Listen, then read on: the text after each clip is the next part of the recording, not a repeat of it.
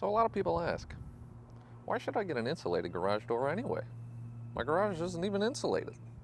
Well, it's not always about insulation. It's about its durability too. Here you can see we have a perfectly good, used, non-insulated garage door section.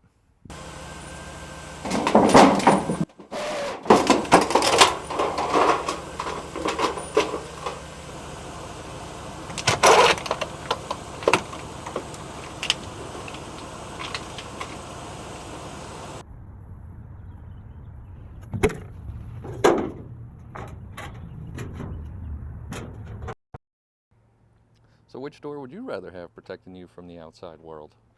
An insulated door or a non-insulated door?